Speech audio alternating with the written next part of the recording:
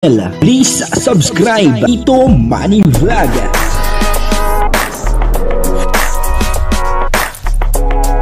Payagan po si Tito Manny Vlog na mag-reactor para pambiling gamot sa kanya pong karamdaman. Wala man siyang records ng ng awayan.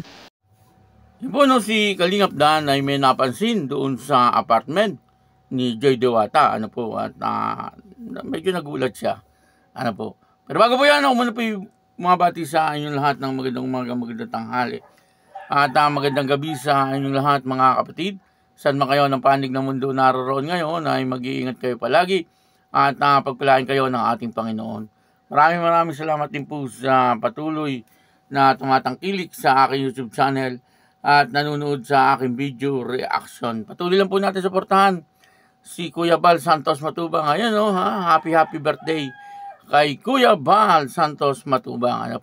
At syempre ganun din po kay Kalingap Rab.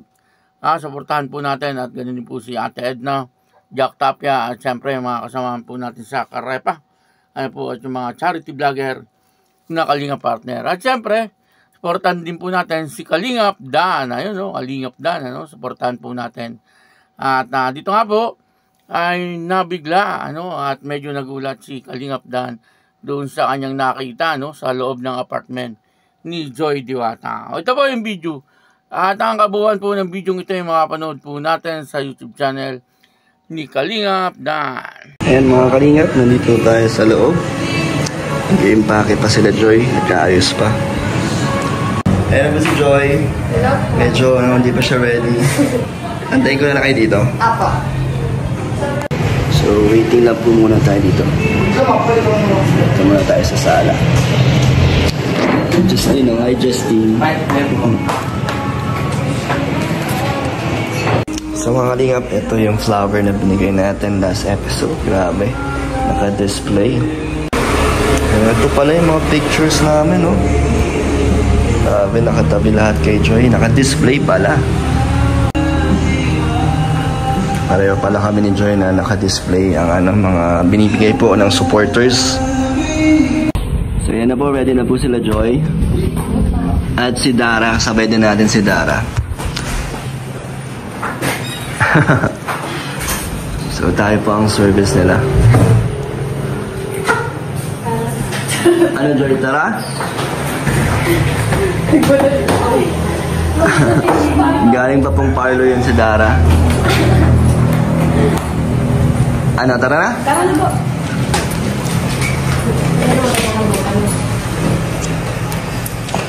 Mabigat? Pakay na. Napanood po natin yung video, at dito nga po yung nakita natin na pinuntahan ni Kalingap Dan itong si Joy Diwata para sunduin, kasi si Joy Diwata po ay papunta na ng Baguio, at siyempre bago pumunta ng Baguio dapat makita muna ni Kalingap Dan at makausap niya. Kaya ang ginawa niya, sinundo niya at siya po ang maghahatid doon sa meeting place, parang ang meeting place po ay doon sa bahay ni Kalingap Rab.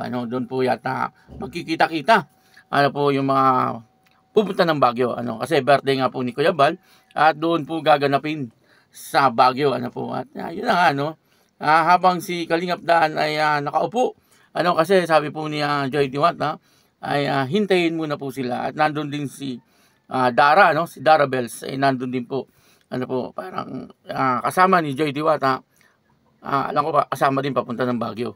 At habang hinihintay ni Kalingap Dan, etong si Joy Diwata ay may napansin po siya sa loob ng apartment nila Joy Diwata. Yung mga remembrance, kumbaga yung mga binibigay niya pong rose, naka-display. Naka-display yung mga binibigay niyang rose, yung mga bouquet na rose, naka-display, siyempre ganun din po yung kanilang mga picture, talagang naka-arrange, ibig sabihin ay talagang pinapahalagahan ni Joy Diwata, kung ano man po yung galing kay Kalingap Dan o galing sa sponsor na involved silang dalawa, ay talagang pinapahalagahan ni Joy Diwata, ganun po kung magmahal etong si Joy Diwata. At nakikita naman po natin na talagang napaka-special po sa kanya si Kalingap Dan. Nabubulol nabubulol-bulol ako no. At nakikita naman po natin na talagang si Kalingap Dan ay napaka-special din po itong si Joy Diwata. Sabi niya nga po ay katulad niya rin po pala yung kanilang mga picture at yung mga binibigay ni Joy Diwata sa kanya ay naka-display din po doon sa kanyang kwarto. Po doon sa kanyang inaarkilahan na apartment din Kaya nakakatuwa po na halos magkaparehas po sila ng ugali. Kumbaga, kung ano po yung nakikita natin kay Kalingap Dan, nakikita din natin dito kay Joy Diwata. Kaya silang dalawa ay talagang bagay na bagay. Marami po sa kanilang dalawa ay halos po magkapareho, katulad po ng kanilang mga pag-uugali, halos po magkaparehas ang kanilang ugali. Tahimik, pero pagka po silang dalawa na nag-uusap, ay parang wala nang katapusan. Gumakita po natin na talagang parang sila ay sabik na sabik sa isa't isa. Sa kanila din po nanggaling, di ba? Kapag sila po ay nagkikita at nagkakausap, napupull charge po sila. Kung sila ay nanghihina or nalulungkot, ay talagang napupull charge po sila. Kaya nakakatuwa po itong dalawang ito. Kaya talaga namang marami ang nag-aabang na mga viewers. Po. Sa ngayon nakikita ko, ang dami na rin po nilang sponsor. Po? Kasi nakakatuwa nga naman talaga itong dalawang ito. Kasi yung mga binibitawan po nilang salita ay makatotohanan. Ibig ko pong sabihin ay walang halong pagkukunyari. Or kaplastikahan. Po, talagang kung ano po yung kanilang sinasabi, ay yun po talaga. Sabi nga po nilang dalawa ay talagang sa kanilang pag-uusap ay natural na natural lang. Po, parang ganun lang nag-uusap lang po sila. Tapos nagkakakuhanan na po kung ano po yung kanilang mga nasa loob. Yun ang masasabi ko na talagang pwede silang magkasama po nang matagal. Pwede po silang maging magka-partner pag matagalan. Po, kumbaga talagang ayos na ayos, swak na swak. Po, itong dalawang ito. At sana, yung pangarap ng lahat, at lalo-lalo na po, doon sa mga naghahangad talaga, na silang dalawa ay magkaroon talaga ng tunay na relasyon. Po, si Mama ni Kalingap Dan, gustong-gusto po niya na talagang itong dalawa ay magkatuluyan.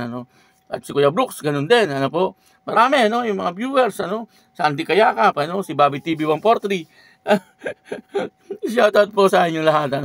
Talagang kahit gustong-gusto ko talagang silang dalawa magkatuluyan. Po. Ibig sabihin, ay hindi lang po sa teleserye. Pagkatapos ng teleserye, sana yung love team nila ay magdire-diretso, panghabang buhay. Po. Kaya yun, maraming salamat po sa inyo lahat. At ako po si Tito Manny Vlog na nagsasabing God bless you all. Diyos mabalos.